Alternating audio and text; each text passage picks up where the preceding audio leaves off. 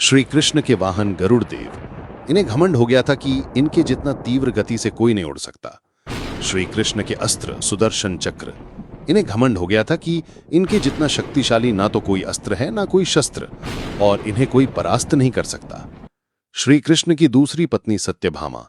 सत्यभामा खुद को श्री कृष्ण की सबसे सुंदर और सर्वश्रेष्ठ पत्नी समझती थी। तब श्री कृष्ण एक लीला रचते हैं। गरुड़ से कहते हैं कि जाओ और हनुमान जी जहां कहीं भी हों उनसे जाकर कहो कि भगवान राम ने आपको याद किया है और उन्हें साथ में लेकर आओ। और सुदर्शन चक्र से कहते हैं कि तुम महल के द्वार पर पहरा दो और मेरी अनुमति के बिना किसी को अंदर मत आने देना, चाहे फिर वो कोई भी हो।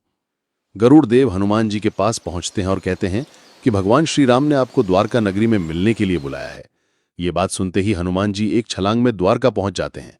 द्वार पर उन्हें सुदर्शन चक्र मिलते हैं और कहते हैं, भगवान की आज्ञा के बिना मैं तुम्हें अंदर नहीं जाने दूंगा। हनुमान जी कहते हैं, प्रभु मेरी प्रतीक्षा कर रहे हैं, उनसे मिलने से मुझे कोई नहीं रोक सकता, और सुदर्शन चक्र को पकड़ के अपने मुख में रख लेते हैं। हनुमान जी को देखते ही कृष्ण हनुमान जी को राम अवतार में दर्शन देते हैं।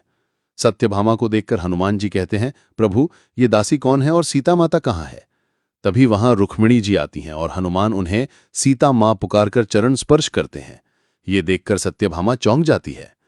तभी गरुड़ देव वहां पहुंचते हैं और हनुमान जी उनसे पहले वहां पहुंच गए हैं, ये देखकर आश्चर्यचकित हो जाते हैं।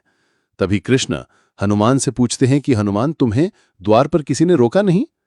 हनुमान जी कहते, रोका था प्रभु, लेकिन आपसे मिलने को विलंब हो रहा था इसलिए मैंने उसे मुख में रख लिया। फिर हनुमान जी सुदर्शन चक्र को मुख से बाहर निकालते हैं। श्री कृष्ण की इस लीला से इन सब का घमंड चूर चूर हो जाता है। बोलो हरे कृष्ण हरे राम फॉलो करिए।